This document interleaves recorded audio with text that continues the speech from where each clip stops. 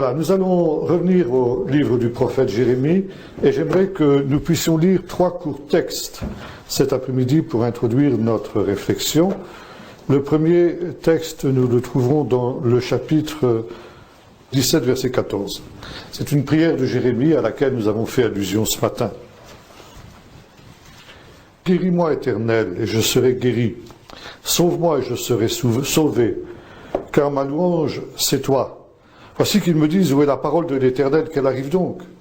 Quant à moi, je n'ai pas refusé d'être berger à ta suite. Je n'ai pas souhaité le jour de la douleur, tu le sais. Ce qui sort de ma bouche est présent devant ta face. Ne sois pas pour moi une cause de tremblement, toi qui es mon refuge au jour du malheur, que mes persécuteurs aient honte et que je ne sois pas dans la honte, moi, qu'ils tremblent et que je ne tremble pas, moi. » Un deuxième texte, nous le lisons dans le chapitre 3 du livre du prophète Jérémie. Une voix se fait entendre sur les crêtes.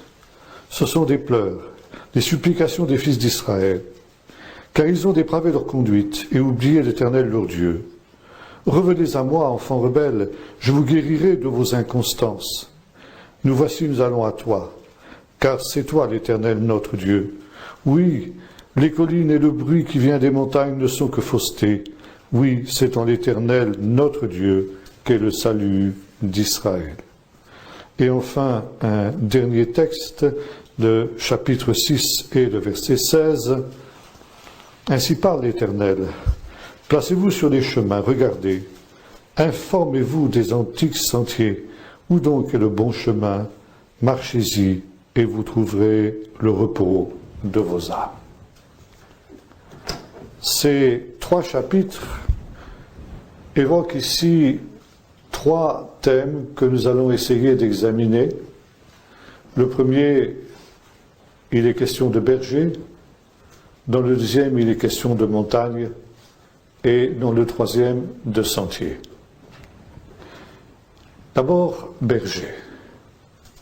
Nous avons vu ce matin que le désert du Juda est appelé Midbar, c'est-à-dire endroit de pâturage, outre le fait que c'est un endroit où retentit une parole.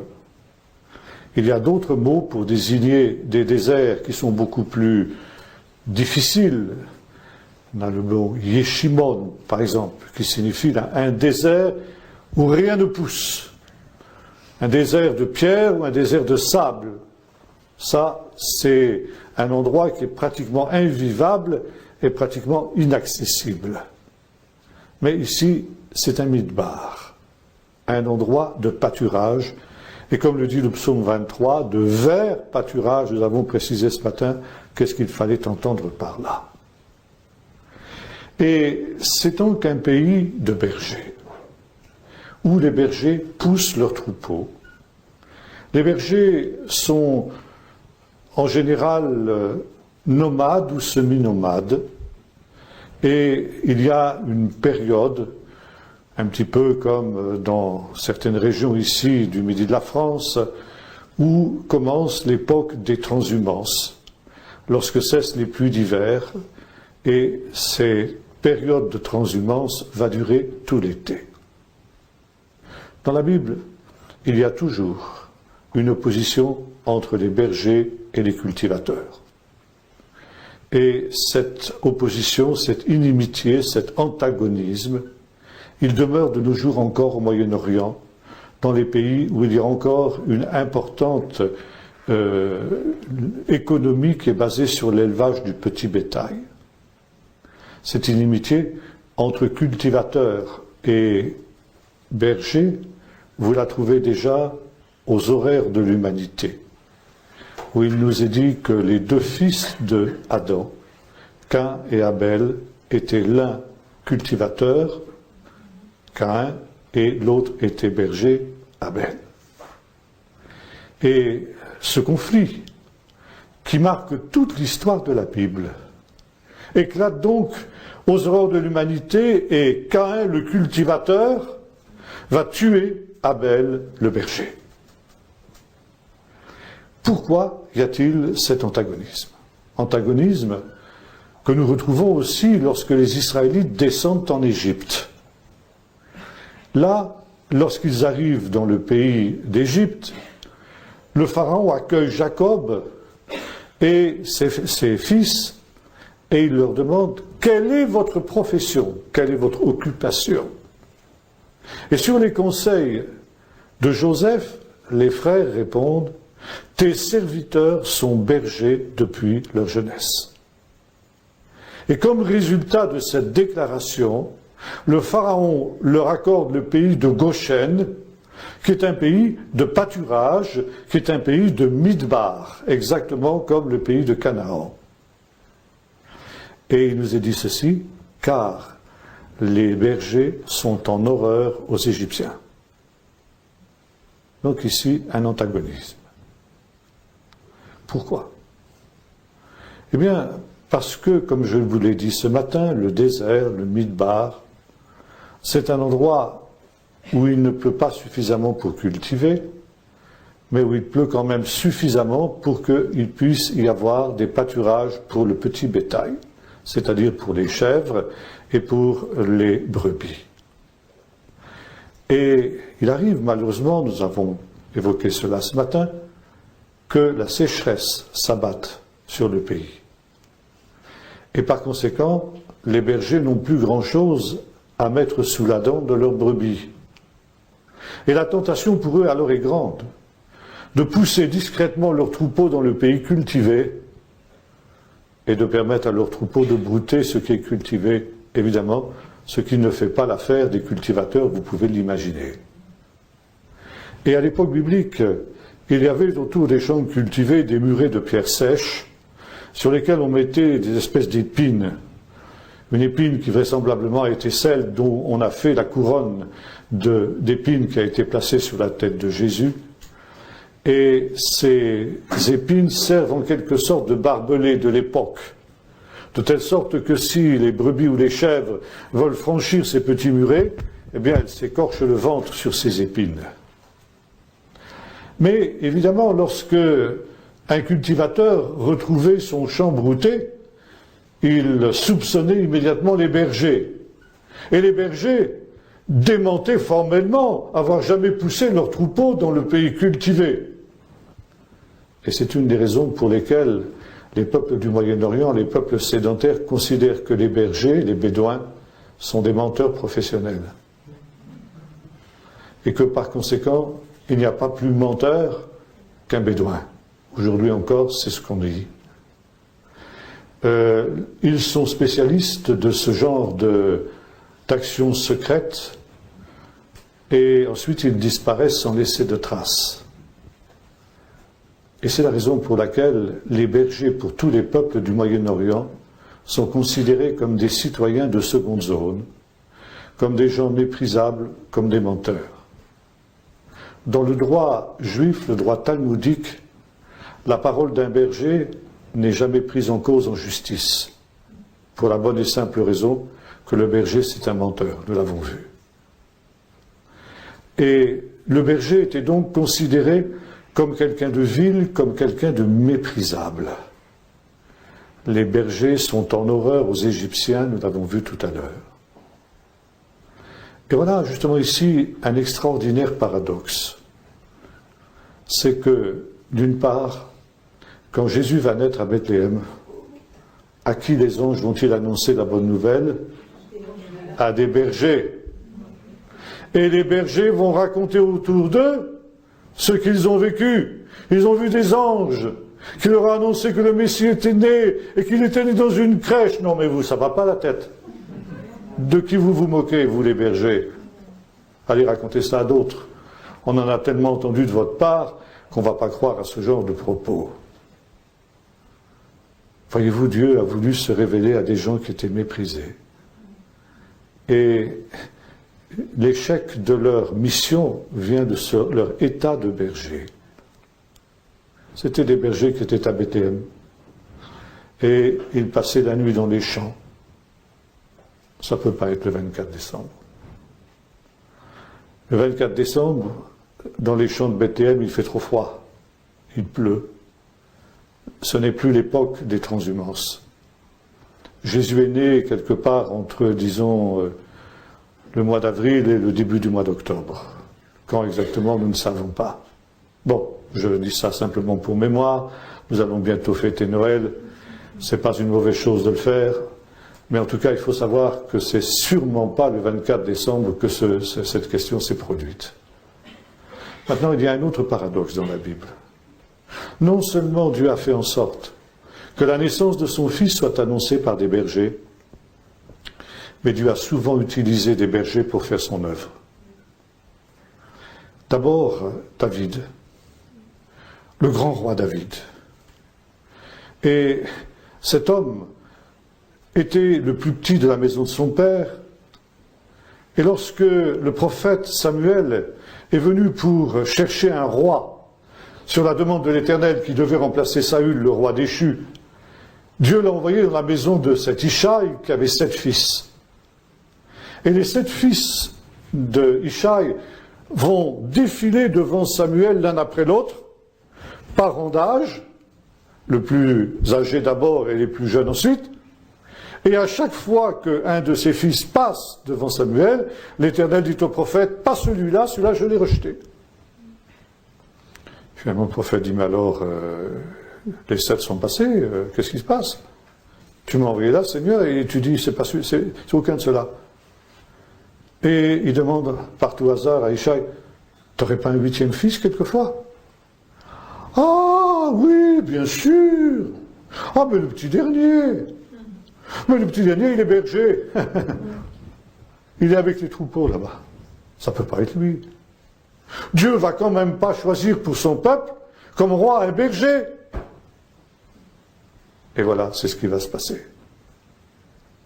Dieu va confier son peuple à un berger. Et ça, c'est pas nouveau. Il l'avait déjà fait aussi avec Moïse. Bon, Moïse, c'était différent, vous allez me dire. C'était un homme qui était élevé à la cour de Pharaon, donc c'était un homme important, oui. Mais il va passer justement du sommet au plus bas de ce fils de la fille de Pharaon qu'il était. Il va se retrouver berger de son beau-père Jéthro dans le désert. Et le Seigneur va lui dire d'aller paître son peuple d'Israël. Dieu prend les choses viles du monde, les choses méprisables du monde, pour confondre les fortes, pour confondre celles qui sont honorables. Et Dieu veut se glorifier par les choses viles et par les humbles, ceux qui sont méprisés pour les élever. Dieu va aussi choisir parmi les bergers des prophètes. Nous avons parlé d'Amos ce matin. Et nous trouvons aussi, bien sûr, ici Jérémie, prophète après avoir été berger. Et le fait que les bergers n'étaient pas pris au sérieux pour ce que nous venons de dire tout à l'heure, explique aussi en partie l'échec de la mission de ces hommes, la mission de ces prophètes. Maintenant, le métier de berger était aussi un métier difficile. Et voyez-vous, ce n'est pas seulement le grand roi d'Israël, David, qui va devenir un des plus grands hommes d'Israël, que le Seigneur a pris derrière ses troupeaux. Mais dans le psaume 23, David va pousser l'audace jusqu'à dire « L'Éternel est mon berger ». Ça veut dire que ce grand Dieu, eh bien, David l'assimile à un berger, ça veut dire quelqu'un que l'on méprise. Dieu accepte d'être considéré comme un berger.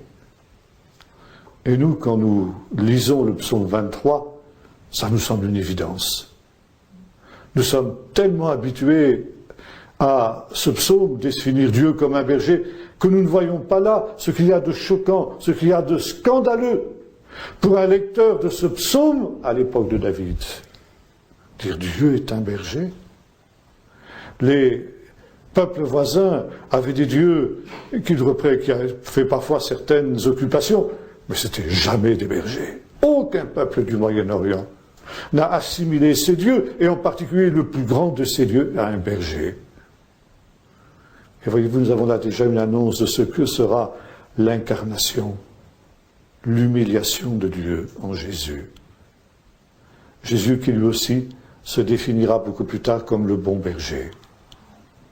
Et cette image du bon berger, ça aussi c'est quelque chose qui est devenu pas légendaire, je le mot pas exact, mais disons proverbial dans notre langage. Pour nous c'est le bon berger, bien sûr, le bon berger qui va chercher sa brebis, c'est une évidence. Mais encore une fois, pour les lecteurs de l'époque, c'était quelque chose de scandaleux. Le métier de berger n'était pas facile, il n'était pas simple. Et souvent les bergers étaient confrontés avec des situations extrêmement difficiles. Lorsque les brebis étaient ou dispersées, ou bien encore dans les enclos, le soir, on les rentrait dans des enclos, il y avait de danger d'avoir des pillards. Certains pouvaient essayer de s'emparer des brebis et surtout des bêtes féroces. Il y avait de nombreuses bêtes féroces dans le désert, des loups, et ça aussi Jésus en parle. Il y avait aussi des animaux encore plus dangereux, des ours et des lions. Et le prophète Jérémie évoque notamment, lui qui était berger et qui connaissait bien cette région, ce qu'il appelle Gaon Ayarden. Cette expression, elle n'est pas facile à traduire. Gaon, ça veut dire l'orgueil. Et la plupart des traducteurs ont traduit cette parole d'une manière qui est évidemment qui nous égare totalement. Le Seigneur dit à Jérémie, en réponse à la prière qu'il avait faite, nous l'avons lu tout à l'heure, « Je n'ai pas demandé à être le berger de ton peuple. Pour moi, être berger de troupeau, ça me suffisait amplement. Tu as été me chercher un brebis, tu as fait de moi un prophète, ça veut dire un berger de ton peuple, eh bien, je l'ai fait contre mon gré. Et je tiens à te le dire. » Et le Seigneur lui répondit, « Si tu te fatigues quand tu marches avec les piétons, que feras-tu Bégaon à Yarden ?» Alors on a traduit en général, « Que feras-tu sur les rives orgueilleuses du Jourdain ?» Bon, les traducteurs ne connaissaient pas cette région, ils n'ont pas compris l'expression. Gaon à Yarden, c'est une région très spécifique, c'est un terme de la géographie locale. À l'époque de Jérémie, les deux rives du Jourdain, sur un espace de quelques kilomètres de chaque côté, très peu d'ailleurs, 1 kilomètre 50, un peu plus peut-être, étaient couvertes d'une épaisse forêt, d'une jungle, sur toute la longueur du Jourdain. Et dans cette jungle vivaient des animaux féroces. C'était une jungle inextricable, dans laquelle il y avait notamment des ours, des léopards, des tigres et des lions.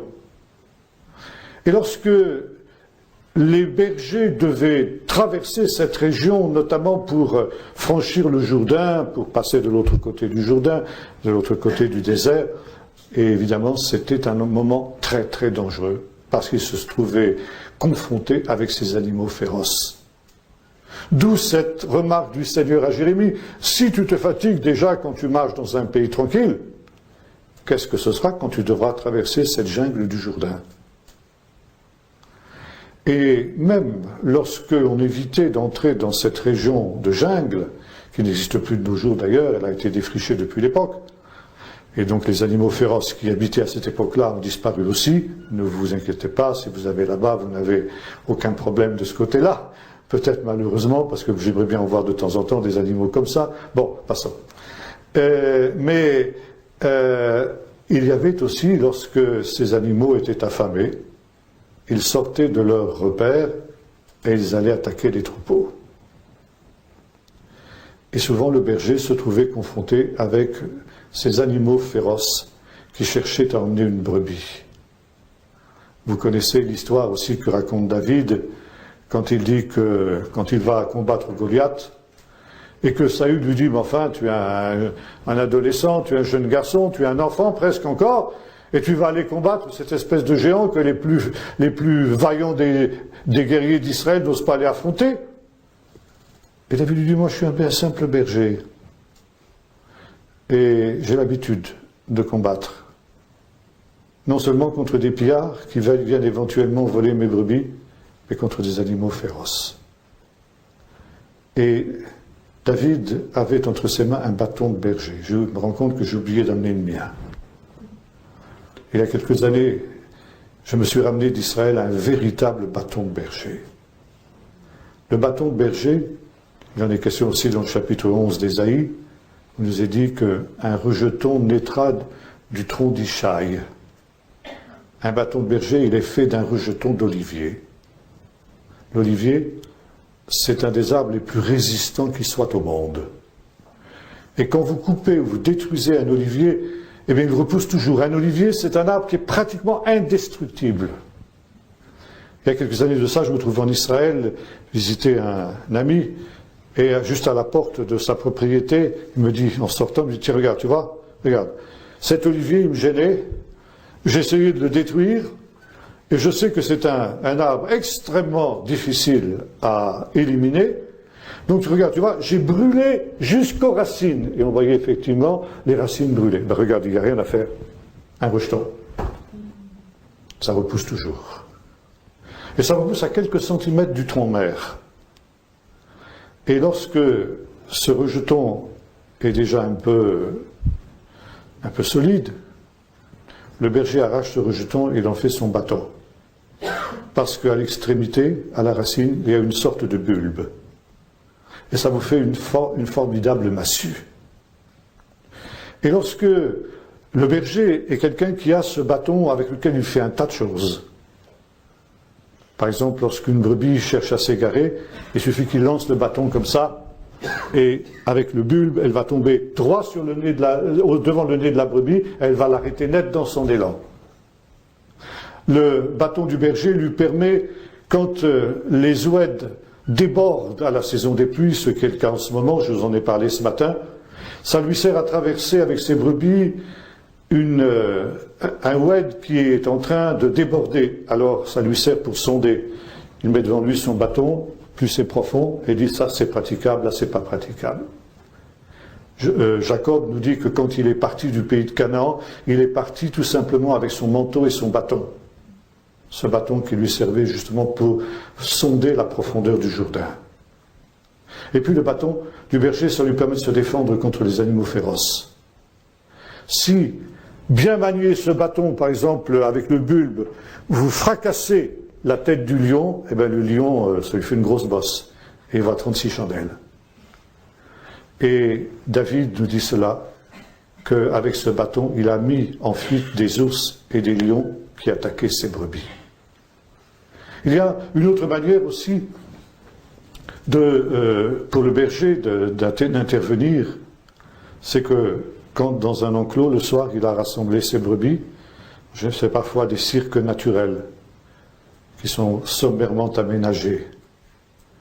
Et le berger se couche devant l'entrée, ou à côté de l'entrée.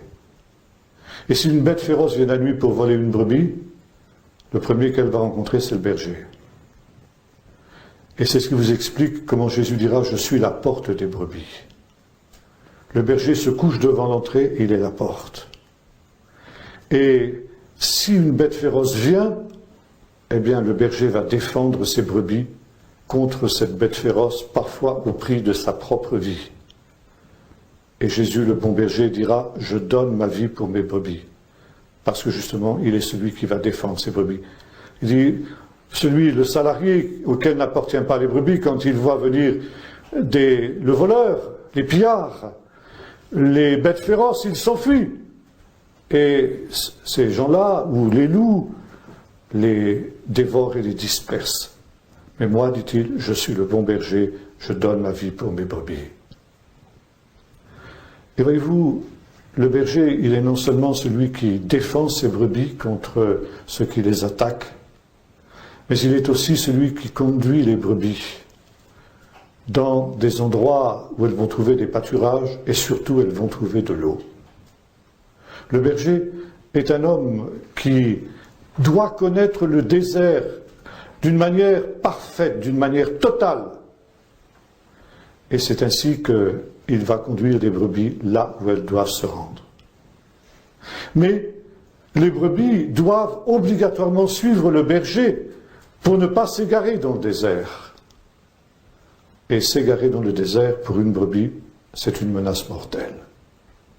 Avant de revenir sur cette menace, je vais encore dire un mot sur le métier de berger.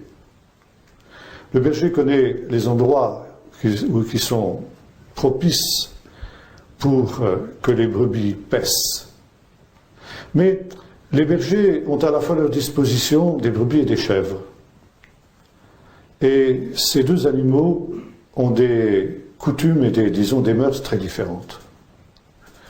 La brebis, quand elle paît, elle va prendre simplement ce qui est superficiel. Elle va laisser la racine de la plante intacte, de telle sorte que la plante va repousser. La chèvre, elle mange tout. Elle mange jusqu'aux racines. Et la chèvre, elle laisse derrière elle le désert. Et lorsqu'il y a des périodes de sécheresse, où il y a des endroits où l'équilibre écologique est fragile, et ça, le berger doit le connaître, ça fait partie de son métier de berger. Il doit savoir que dans cet endroit, s'il ne veut pas créer le désert autour de lui, il doit empêcher les chèvres de venir brouter. Il peut autoriser les brebis à venir brouter, mais sûrement pas les chèvres. Alors avant d'emmener ces brebis au pâturage, il va faire le tri. Il va mettre les brebis à sa droite et les chèvres ou les boucs à sa gauche. Et ça, je pense, ça vous fait penser à une parabole de Jésus, dans Matthieu 25. Quand le Fils de l'homme viendra dans sa gloire avec tous ses anges, toutes les nations seront rassemblées devant lui. Alors il séparera les justes d'avec les injustes, comme un berger sépare les brebis d'avec les boucs, pour empêcher ce surbroutage qui a fait qu'au cours des siècles, pour avoir été négligé, le pays d'Israël, jusqu'au retour des Juifs à la fin du siècle, au début du siècle dernier, le pays d'Israël était devenu un désert. C'était le résultat de ce broutage, de ce surbroutage des chèvres noires, qui étaient celles des bergers et des bédouins qui avaient pénétré dans le pays après le départ des Israélites. Maintenant, le berger est celui qui doit veiller sur ses brebis afin qu'elles ne s'égarent pas. Et là, nous arrivons à notre deuxième texte que nous avons lu, où il est question, on dit en hébreu, de harim shovevim. C'est une expression qui est spécifique à Jérémie. Jérémie est le seul à employer cette expression harim shovevim. Littéralement, ça doit se traduire par colline ou montagne égarée. Alors, ici, la version que j'ai, la traduit, nous l'avons vu tout à l'heure, montagne, colline mensongère, quelque chose comme ça. C'est un peu l'idée. Ça veut dire littéralement des collines qui égarent. Qu'est-ce que cela veut dire? Eh bien, c'est quelque chose qui est spécifique au désert de Juda. Et Jérémie connaissait bien ce pays et il savait bien ce qu'était le caractère extrêmement dangereux du désert de Juda. Le désert de Juda, c'est un des plus petits déserts du monde et pourtant c'est un des plus dangereux. Comme je vous l'ai dit ce matin, c'est un désert qui s'étend depuis la pente orientale du mont des Oliviers jusqu'aux collines de Moab de l'autre côté du Jourdain. Ça fait une largeur totale d'environ 35 km. Donc au point de vue largeur, c'est pas grand. Or, ce qui est aussi spécifique à ce désert, c'est qu'il part d'une altitude d'environ 800 mètres au-dessus du niveau de la mer, et il descend à une profondeur de 400 mètres au-dessous du niveau de la mer. Ça veut dire que nous avons là le point le plus bas de la terre, la mer morte. Et ça, cette dénivellation, elle se produit sur une distance de 25 km, 20 à 25 km environ. Ça veut dire que ça descend très raide. Et le désert de Juda se présente comme une sorte de gigantesque escalier à 4 marches. Ça fait 4 espèces de plateaux comme ça, dont la longueur de chaque plateau et dans, disons, une petite dizaine de kilomètres, même pas, n'est-ce pas? Et c'est entre ces plateaux que les routes descendent, les sentiers descendent.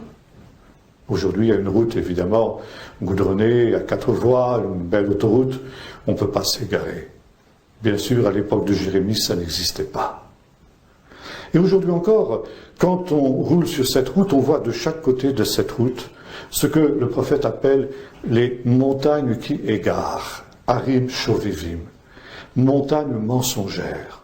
Ce sont des dunes qui se ressemblent toutes, et entre lesquelles il y a des entrelacs de gorges.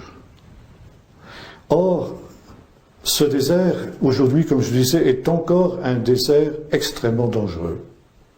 Et chaque année, il y a des accidents. Des touristes imprudents qui arrêtent leur voiture sur le bord de la route et qui décident d'aller faire une petite marche dans le désert.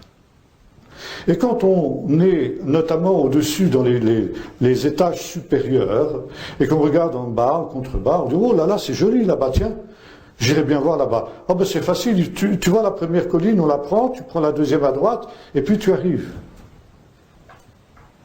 Et pour justement rejoindre ces collines, qu'est-ce qu'on fait? On suit le cours des gorges qui serpentent entre ces collines. Et au bout de quelques kilomètres, vous avez complètement perdu le sens de l'orientation. Vous essayez de revenir à droite, revenir à gauche, vous prenez une autre gorge et vous vous retrouvez au même endroit, ou bien que c'est un labyrinthe. C'est un labyrinthe absolument dont on ne peut pas sortir, inextricable. Aujourd'hui, on a des cartes, on a des boussoles, on a des choses comme ça. Il y a quelques années de cela, une unité de l'armée d'Israël avait été amenée à faire une marche dans le désert. C'était une marche d'entraînement. On apprend aux futurs soldats, bien sûr, à se repérer dans le désert. Ils avaient donc tout ce qu'il fallait, des réserves d'eau, des cartes, des boussoles, etc. Et ils sont partis dans cet entre-là des collines de Juda. Et le soir, ils ne sont pas arrivés à destination. Quand les chefs de cette unité se sont rendus compte que l'heure passait et que cette unité tardait d'arriver, ils ont compris qu'il y avait quelque chose. Ils ont envoyé un hélicoptère, et heureusement, cette unité avait complètement perdu sa route dans le désert, malgré les cartes et malgré les boussoles qui étaient à leur disposition. Ils étaient au bout de leur réserve d'eau, et certains commençaient à être dans un état, justement, où ils commençaient à tomber dans une espèce de délire. Les hélicoptères ont dû les évacuer et les soigner pour certains d'entre eux. Voyez-vous, même avec les moyens modernes, c'est encore un désert qui est extrêmement dangereux. Et quand on est perdu dans ces collines qui égarent, ces collines mensongères, parce qu'on a l'impression qu'on va trouver sa route, et en fait, eh bien, ce sont des collines qui nous égarent, qui nous perdent. Et le résultat, c'est la mort par la soif, qui est une des morts les plus terribles qui soient, paraît-il. Et voyez-vous, nous comprenons mieux ici toutes les paraboles de Jésus sur la brebis perdue. La brebis qui s'égare dans le désert. C'est la mort pour elle, c'est sûr. Et le seul moyen de salut pour elle, c'est que le bon berger aille à sa recherche. Et vous connaissez cette magnifique parabole, justement, où le bon berger abandonne les 99 brebis qui sont en sécurité pour se mettre à la recherche de la brebis perdue. C'est la raison pour laquelle, je vous disais tout à l'heure, le berger doit connaître le désert comme sa poche, et même comme ça. Eh bien, le résultat n'est pas garanti d'avance. Pour le berger aussi, partir à la recherche d'une brebis perdue, c'est quelque chose de très dangereux. C'est une démarche extrêmement dangereuse. Et souvent, le seul moyen pour le berger de récupérer cette brebis perdue, c'est de monter sur une de ces collines, la plus proche, et d'essayer de se repérer à la voix de la brebis qui appelle. Nous avons lu tout à l'heure ce texte où Jérémie dit que le peuple d'Israël est comme un troupeau de brebis perdu. Pourquoi? Parce qu'il a abandonné l'Éternel, le bon berger. Dieu est le bon berger, nous l'avons vu tout à l'heure. Aussi choquant que ce soit pour un des habitants de l'époque du pays d'Israël. Dieu est le bon berger et il connaît les dangers du désert. Il connaît les routes, il connaît les pâturages, il connaît les sources d'eau qui sont nécessaires aux brebis. Et le problème du peuple d'Israël, c'est qu'il n'a pas voulu écouter la voix du bon berger.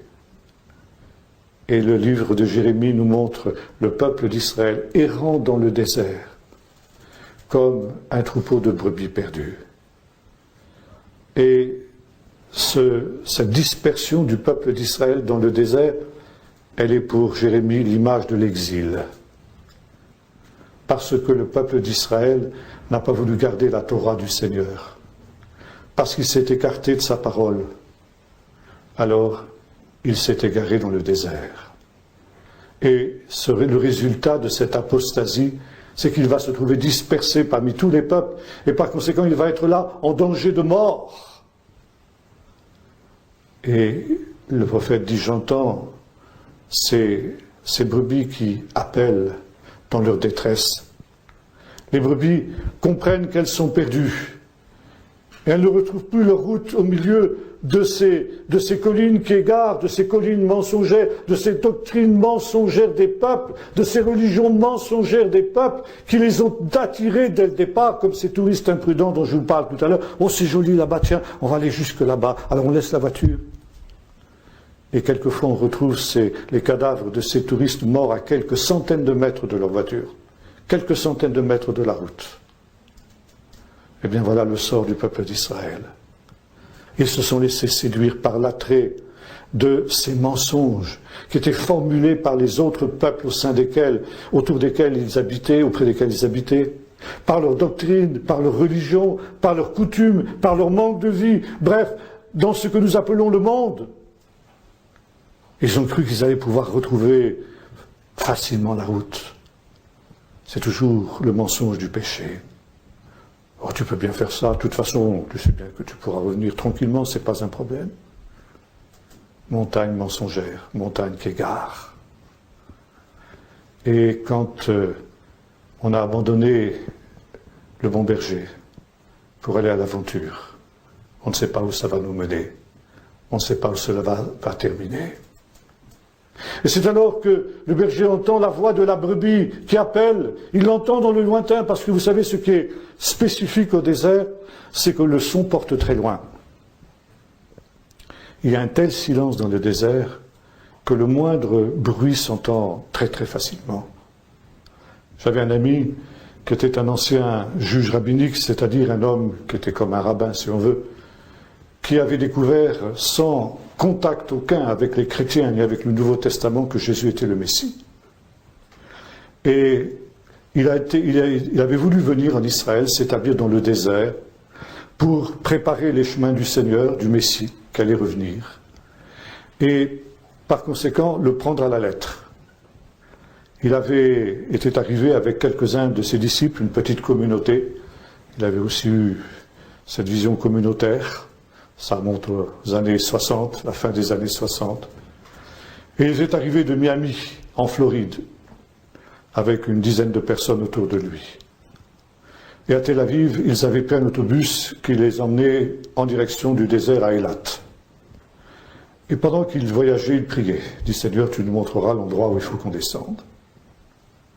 Et à peu près une centaine de kilomètres au sud de la mer Morte, il y a un endroit qui s'appelle En Hatseva, où il y a juste un petit kibbutz, un petit moshav plus exactement, et puis une station-service où les cars s'arrêtent pour faire le plein d'essence et aussi pour permettre aux voyageurs de se désaltérer, de manger un petit quelque chose. Il y a un petit kiosque où on peut acheter ce qu'il faut. Et quand ils sont arrivés à cet endroit, ils ont entendu la voix du Seigneur dans leur cœur qui leur disait « c'est là ». Donc le chauffeur a donné une demi-heure en général pour qu'on se désaltère, etc. Et au bout de la demi-heure, le chauffeur a dit « allez, on remonte dans le car, on s'en va ». Et ces 10 personnes n'en sont pas remontées dans le car. Et Simcha, c'était son nom, me disait « alors quand le car était parti, nous sommes avancés dans le désert.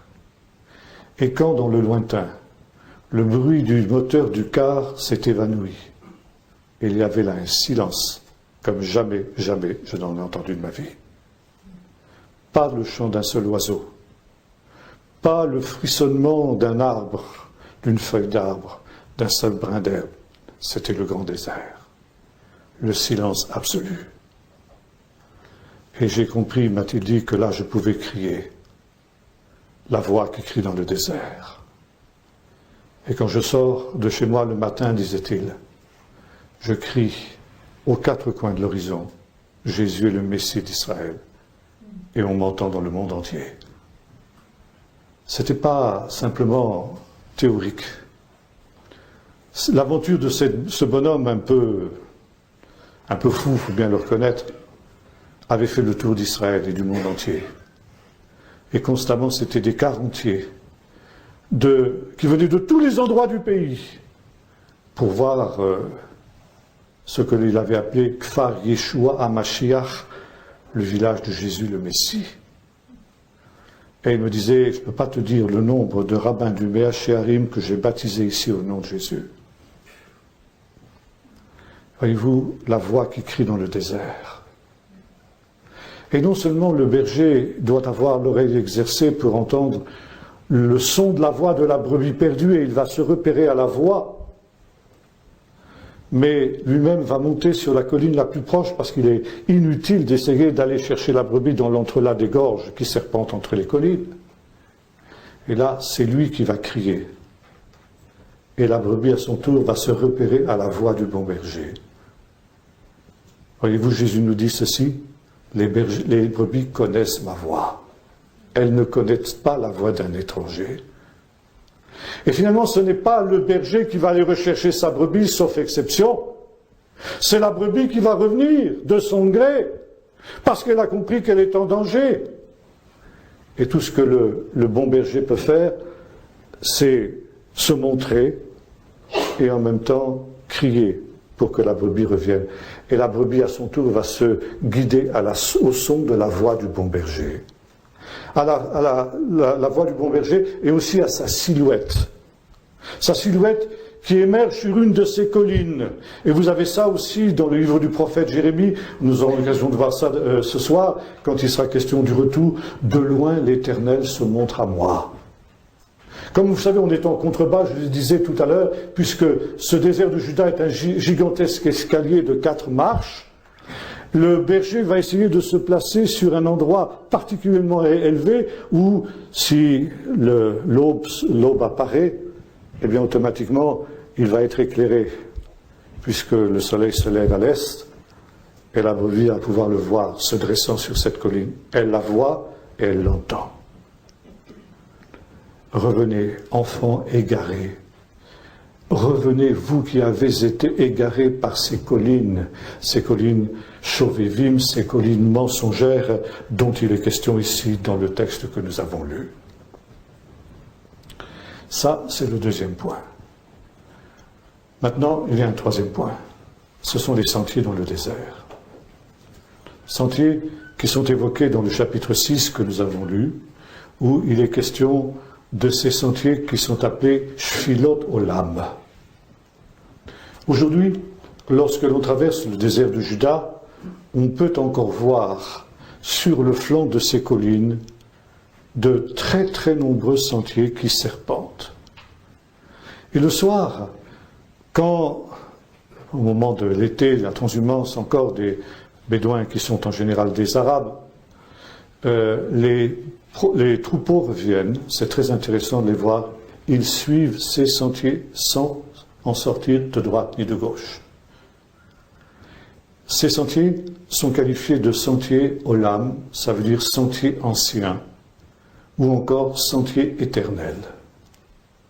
Parce que ces sentiers que l'on peut voir encore aujourd'hui, ils ont été tracés depuis des temps immémoriaux par des générations et des générations de troupeaux et de brebis qui ont toujours marché dans les mêmes sentiers.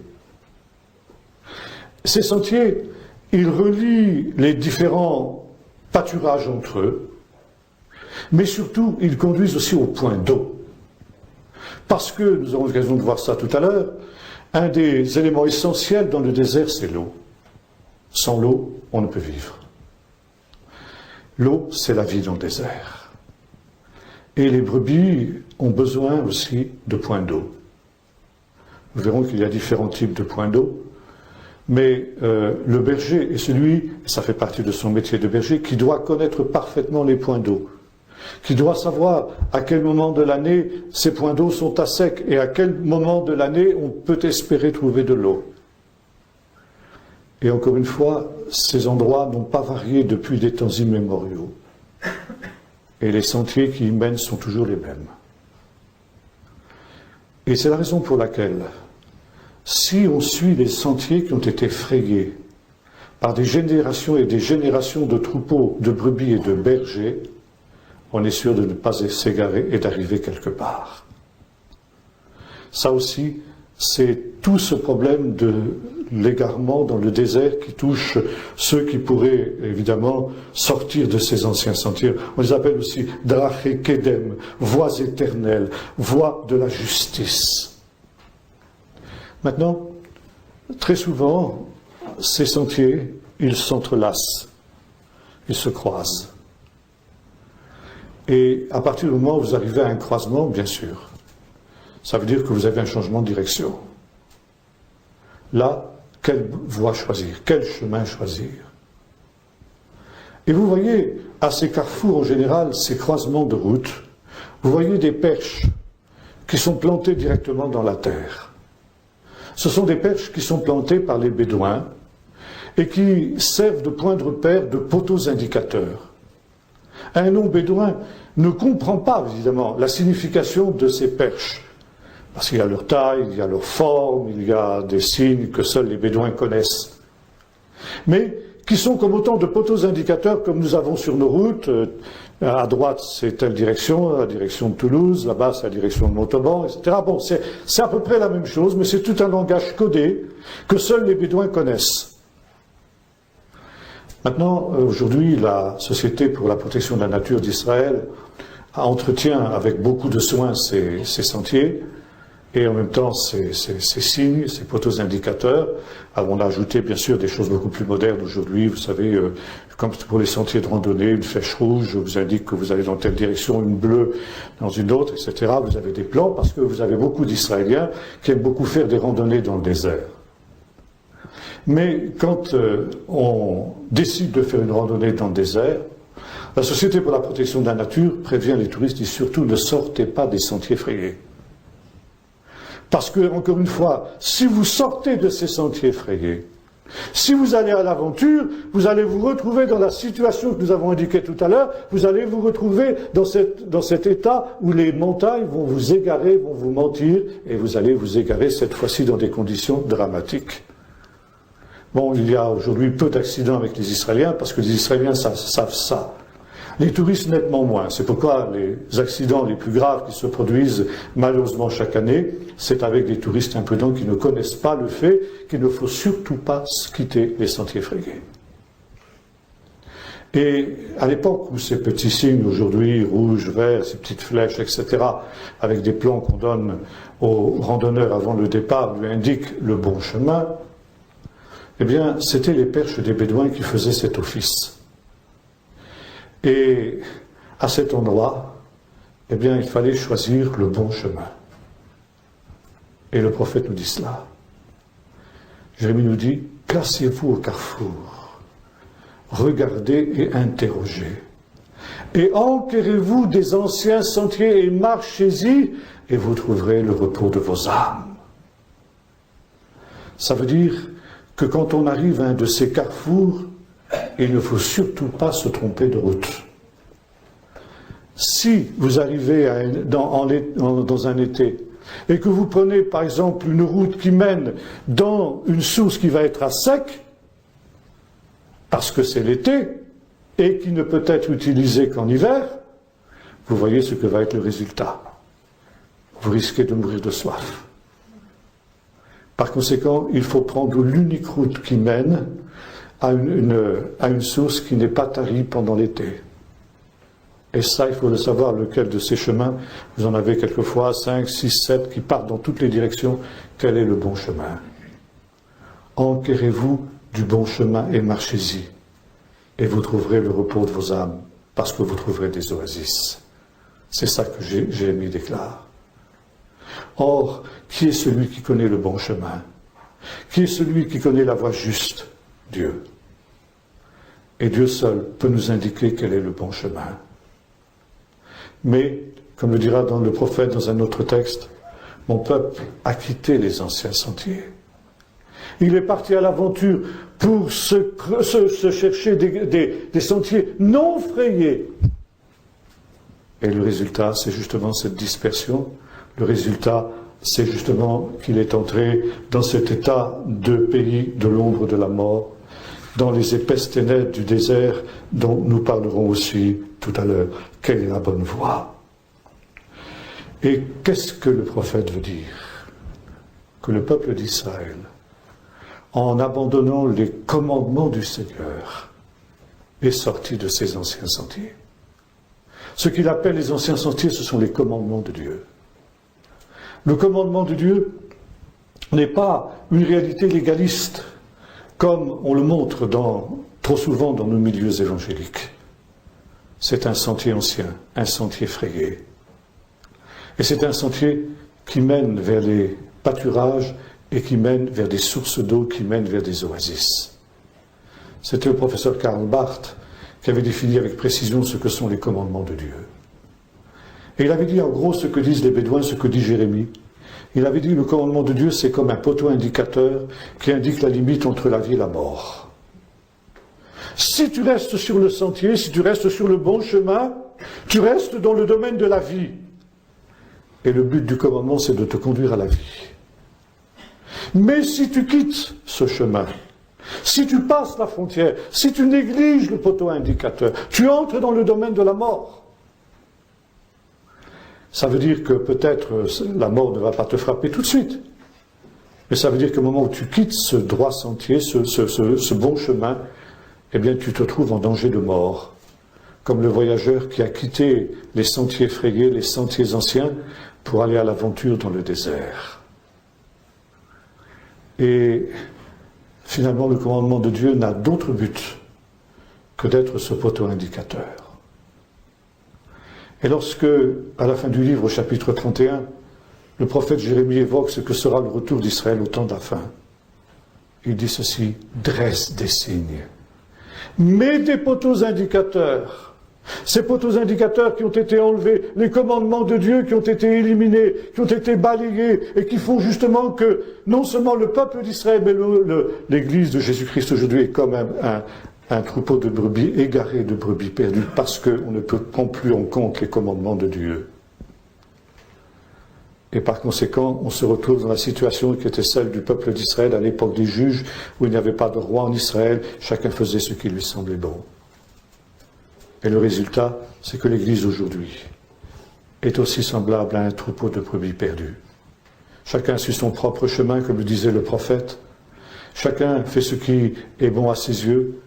Et le résultat, c'est que le peuple de Dieu tout entier est en train de périr dans cette apostasie qui est l'apostasie de la fin. Et cela en prétextant que, n'étant plus sous la loi, nous sommes sous la grâce, et que nous sommes donc ainsi dispensés de l'obéissance au commandement de Dieu. Jésus nous dit l'inverse. Aussi longtemps que le ciel et la terre subsisteront, il ne disparaîtra pas un seul iota, un seul trait de l'être, que tout cela ne soit accompli. Parce que les commandements de Dieu sont justement ces sentiers anciens qui mènent à la vie. Le prophète et le psalmiste aussi disait la même chose. Il disait: conduis-moi sur le chemin que je dois choisir et instruis-moi.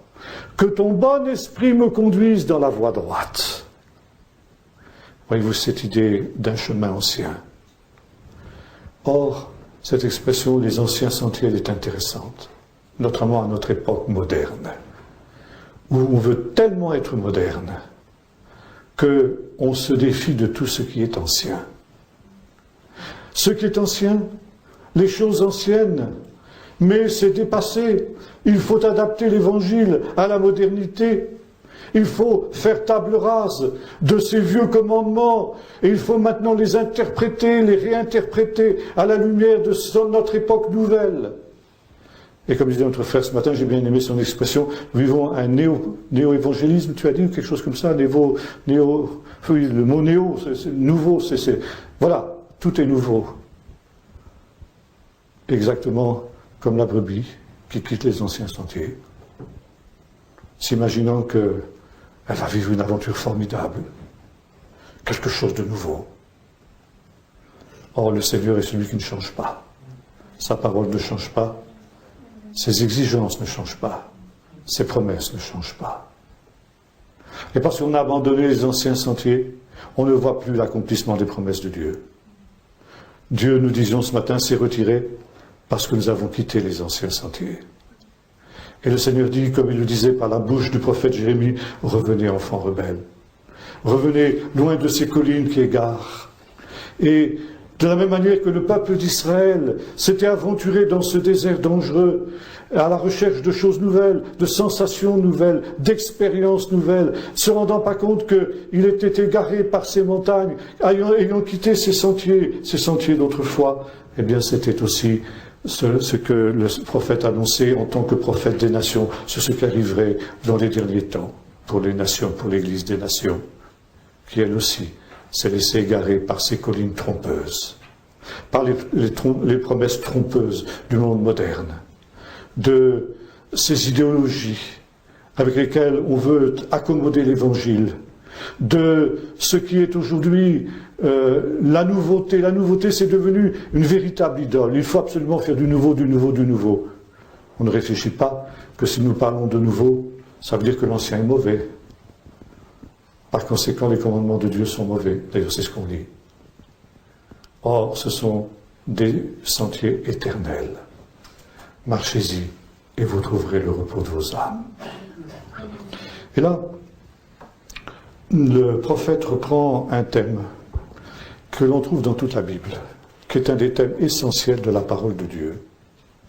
C'est le thème justement des deux voies, des deux chemins. Ce thème, vous le retrouvez déjà à la fin du Pentateuque, à la fois à la fin du Lévitique et à la fin du livre du Deutéronome, où Dieu dit à Moïse, ou plutôt Moïse dit à Israël de la part de Dieu, voilà, j'ai placé aujourd'hui deux chemins devant toi. Le chemin de la vie et le chemin de la mort, le chemin de la bénédiction et le chemin de la malédiction. Le chemin de la vie et de la bénédiction, si tu obéis aux commandements de l'Éternel, les voies, les anciens sentiers, si tu marches dans ces anciens sentiers, tu arriveras aux sources de la vie. Tu arriveras auprès des eaux vives.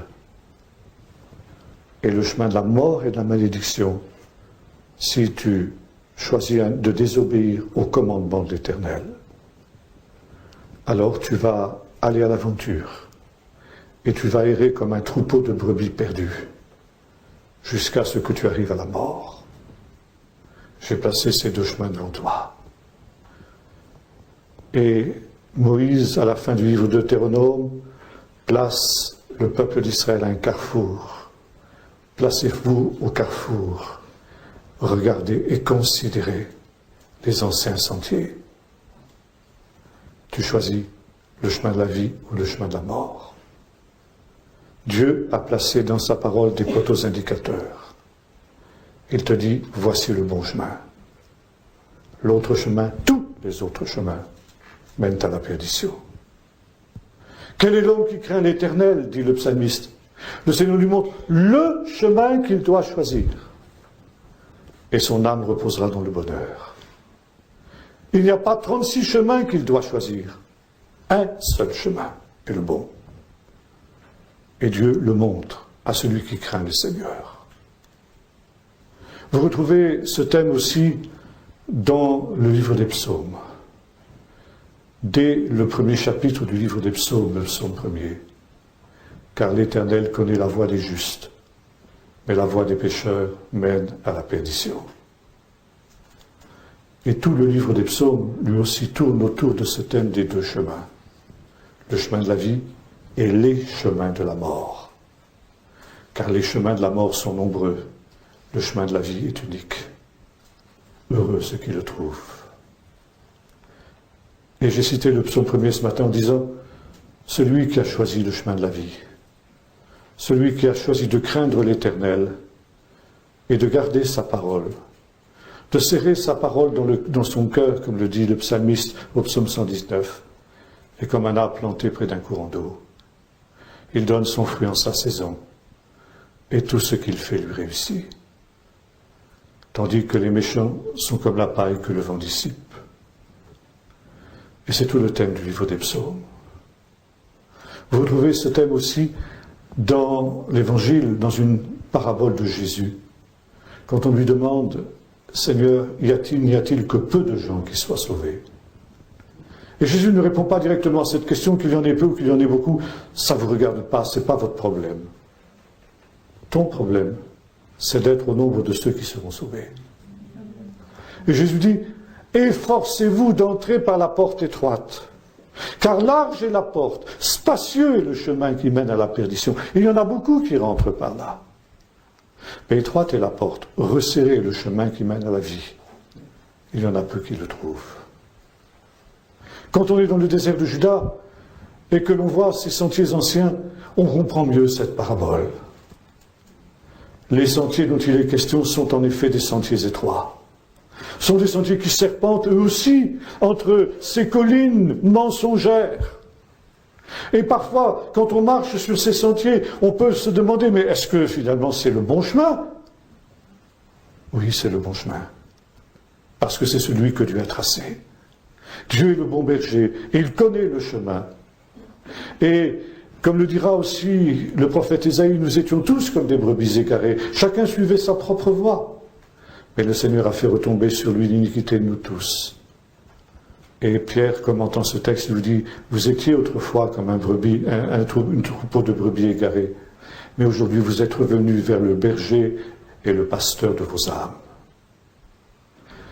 Et ce thème, nous le retrouvons aussi à Qumran, chez les Esséniens dont nous parlions ce matin.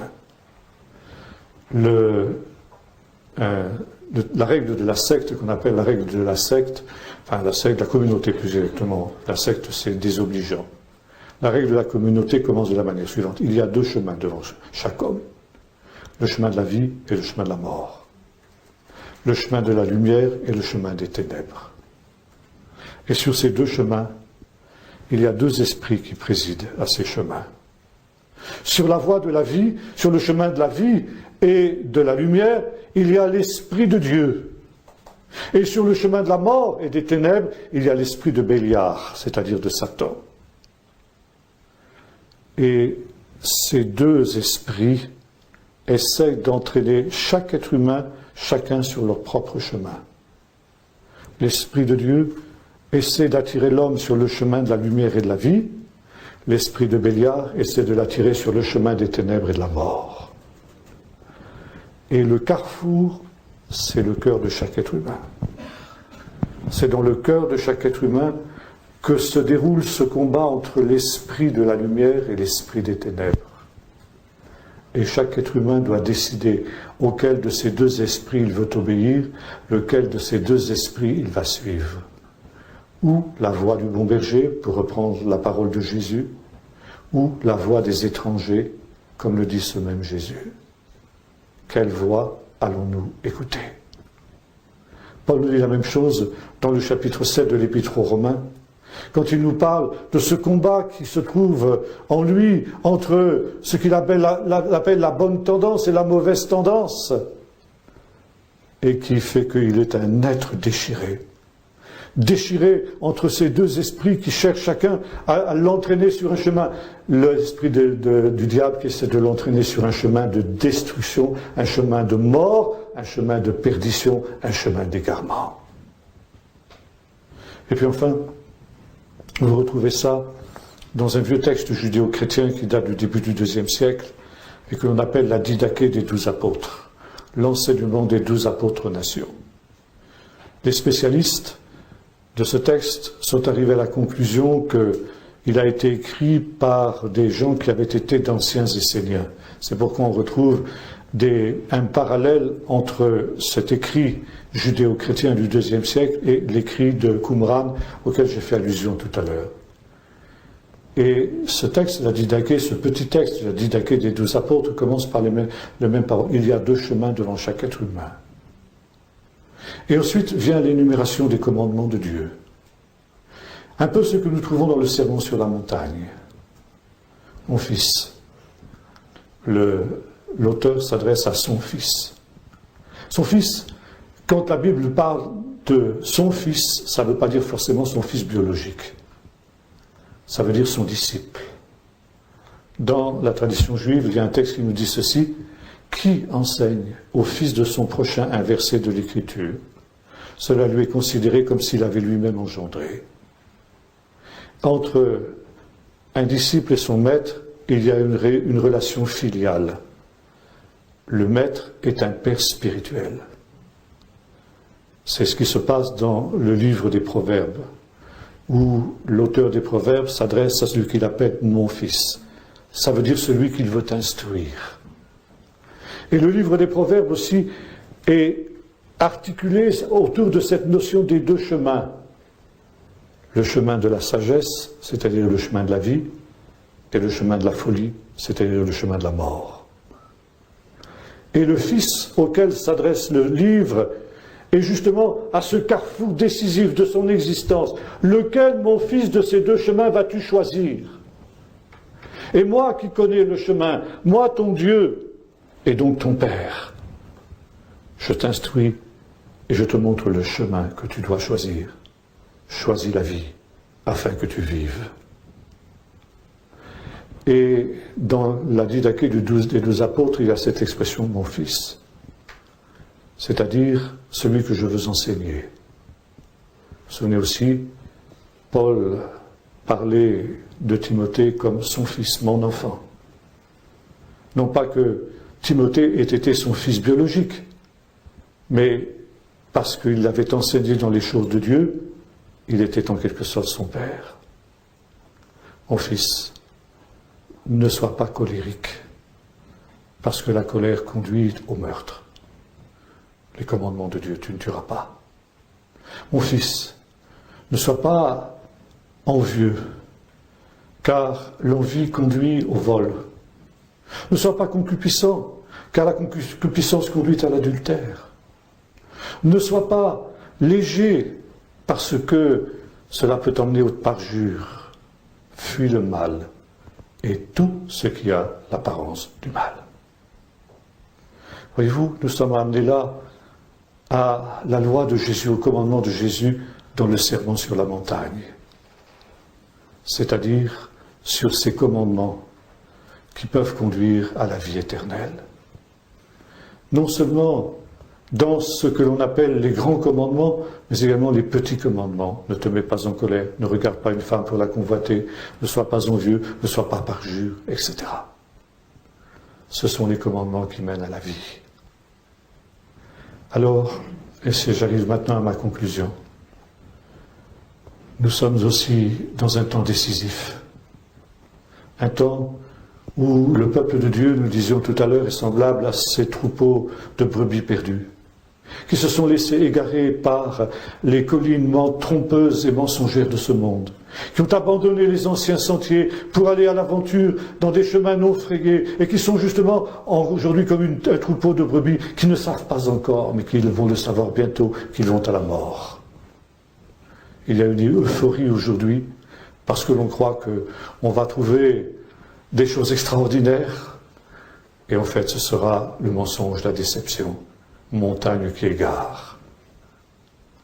Alors peut-être en est-il cet après-midi parmi nous qui réalisent qu'ils ont été comme ces brebis perdues dont nous parle ici le prophète, qu'eux aussi se sont laissés égarer par les idéologies trompeuses des hommes, par les mirages de ce temps, de ce siècle, par cet attrait du tout nouveau, et que par conséquent, ils sont aussi loin des sentiers de Dieu. Alors, il y a cet appel que le prophète ici a adressé à Israël et que nous avons lu tout à l'heure. Revenez, enfants égarés. De loin, le Seigneur se montre à moi. Tu peux aussi crier à l'Éternel cet après-midi, comme la brebis perdue, disant, Seigneur, je suis cette brebis perdue. Viens à ma recherche Et le Seigneur est le bon berger. Le Seigneur va quitter les 99 brebis qui sont en sécurité dans la bergerie et il va venir à ta recherche. Il va venir se montrer à toi. Il va t'appeler par ton nom. Mais comme disons tout à l'heure, c'est à toi de revenir, comme la brebis. Le Seigneur ne va pas venir te chercher de force. Tu dois aussi regarder vers celui dont tu entends la voix. Mes brebis connaissent ma voix. Elles ne suivront pas la voix des étrangers. Il peut y avoir beaucoup d'étrangers qui ont parlé à ton oreille et qui font que tu te trouves aujourd'hui dans cette situation-là. Mais aujourd'hui, il y a une autre voix qui retentit dans le désert. La voix du Seigneur qui t'appelle par ton nom.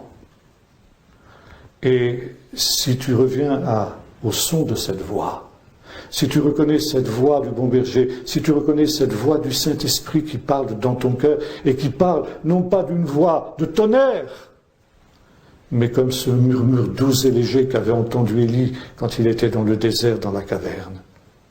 Comme ce bruit doux et léger dont parlait mon frère Simcha, dont je parlais tout à l'heure, qui criait que Jésus était le Messie d'Israël aux quatre vents des cieux. Si tu reviens au son de cette voix, alors tu connaîtras à nouveau les sentiers sûrs, les sentiers frayés. Et tu trouveras des pâturages. Tu trouveras des sources d'eau vive. Et tu pourras dire, comme le disait David dans le psaume 23, « L'Éternel est mon berger, je ne manquerai de rien. Il me conduit dans de verts pâturages, il restaure mon âme, il me conduit auprès des sources paisibles, pour l'honneur de son nom. Le bonheur et la grâce m'accompagneront tous les jours de ma vie, et j'habiterai pour toujours dans la maison de l'Éternel. » Prions maintenant. Seigneur notre Dieu, tu nous parles au travers de ces paroles du prophète qui nous rejoignent après environ 26 siècles et qui pourtant sont toujours nouvelles. Parce que ce sont ces anciens sentiers qui ont été frayés par des générations de tes disciples qui ont marché fidèlement sur ces chemins. Et comme le dit l'Épître aux Hébreux, nous sommes aujourd'hui environnés d'une nuée de témoins de ceux qui nous ont précédés et qui ont trouvé le chemin qui mène à la vie éternelle.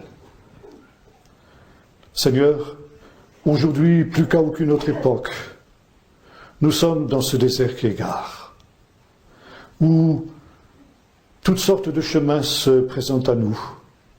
Et nous réalisons que plus le temps passe, et plus des nouveaux chemins, tous plus attrayants les uns que les autres, nous sollicitent et nous attirent.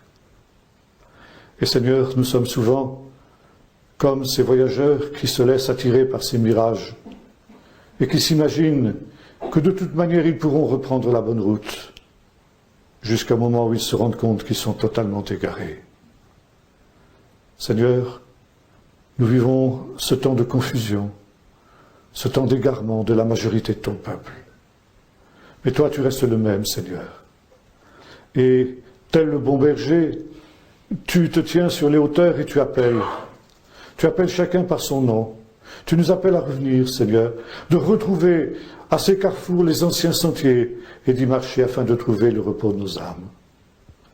Seigneur, tu es prêt à accueillir toute brebis qui revient à toi dans cet état et sans cet élan de repentance.